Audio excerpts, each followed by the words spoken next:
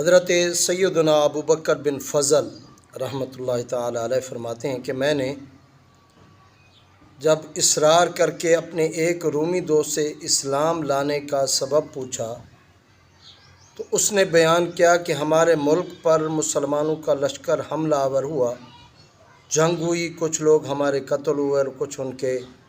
میں نے اکیلے 10 مسلمانوں کو قیدی بنا لیا۔ ملک روم میں میرا بہت بڑا گھر تھا، میں نے ان سب کو اپنے خادمین کے سپرد کر دیا۔ انہوں نے ان کو بیڑیوں میں جکڑ کر خچروں پر سامان لادنے کا کام پر لگا دیا۔ ایک دن میں نے ان قیدیوں پر مقرر ایک خادم کو دیکھا کہ اس نے ایک قیدی سے کچھ لیا اور اس کو نماز پڑھنے کے لیے چھوڑ دیا۔ میں نے اس خادم کو پکڑ کر مارا اور پوچھا، بتاؤ تم اس قیدی سے کیا لیتے ہو؟ تو اس نے بتایا، یہ ہر نماز کے وقت مجھے 1 دینار یعنی سونے کا سکہ دیتا ہے۔ میں نے پوچھا، کیا اس کے پاس دینار ہیں؟ تو اس نے بتایا، نہیں، مگر جب یہ نماز سے فارغ ہوتا ہے تو اپنا ہاتھ زمین پر مارتا ہے اور اس سے 1 دینار نکال کر مجھے دے دیتا ہے۔ خادم کا بیان سن کر مجھے شوق ہوا کہ میں اس کی حقیقت جانوں، لہذا جب دوسرا دن ہوا تو میں نے اس خادم کا یونیفارم پہن کر اس کی جگہ کھڑا ہو گیا۔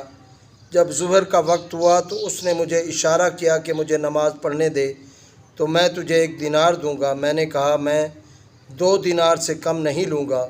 اس نے کہا، ٹھیک ہے۔ میں نے اسے کھول دیا۔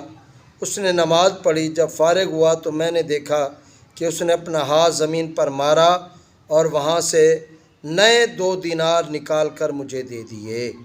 جب عصر کا وقت ہوا تو اس نے مجھے پہلی مرتبہ کی طرح اشارہ کیا۔ میں نے اسے اشارہ کیا کہ میں 5 دینار سے کم نہیں لوں گا۔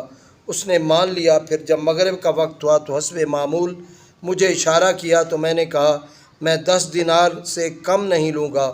اس نے میری بات مان لی اور جب نماز سے فارغ ہوا تو زمین سے 10 دینار نکال کر مجھے دے دیے۔ اور پھر جب عشاء کی نماز کا وقت ہوا تو حسب عادت اس نے مجھے اشارہ کیا۔ میں نے کہا، میں 20 دینار سے کم نہیں لوں گا۔ پھر بھی اس نے میری بات تسلیم کر لی اور نماز سے فراغت پر پا کر اس نے زمین سے 20 دینار نکالے اور مجھے تھما کر کہنے لگا، جو مانگنا ہے مانگو، میرا مولا بہت غنی اور کریم ہے، میں اس سے جو مانگوں گا وہ عطا کرے گا۔ اس کا یہ معاملہ دیکھ کر مجھے یقین ہو گیا کہ یہ ولی اللہ ہے۔ مجھ پر اس کا رعب طاری ہو گیا اور میں نے اس کو زنجیروں سے آزاد کر دیا اور وہ رات میں نے رو کر گزاری۔ جب صبح ہوئی تو میں نے اسے بلا کر اس کی تعظیم و تکریم کی، اسے اپنا پسندیدہ نیا لباس پہنایا اور اختیار دیا کہ وہ چاہے تو ہمارے شہر میں عزت والے مکان یا محل میں رہے اور چاہے تو اپنے شہر چلا جائے۔ اس نے اپنے شہر جانا پسند کیا۔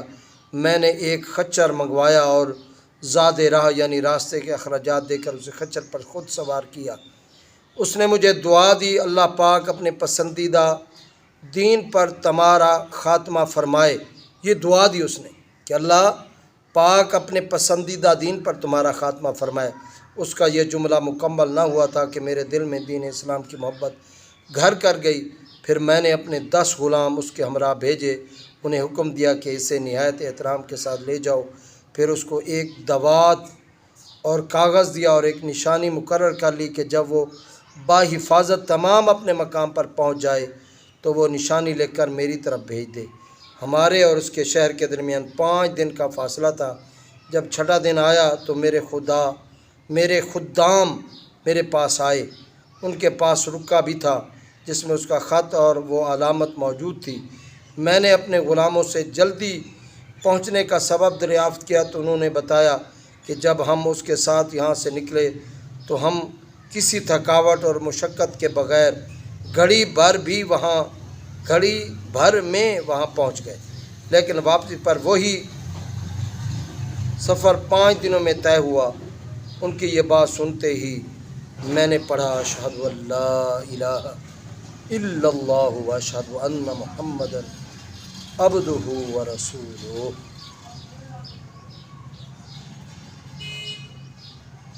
پھر میں روم سے نکل کر مسلمانوں کے شہر آ گیا اور اسلام قبول کر لیا۔ یہ واقعہ ہے نماز کی برکت کا۔ اللہ تبارک و تعالی کی ان پر رحمت ہو اور ان کے صدقے ہمارے بے حساب مغفرت ہو۔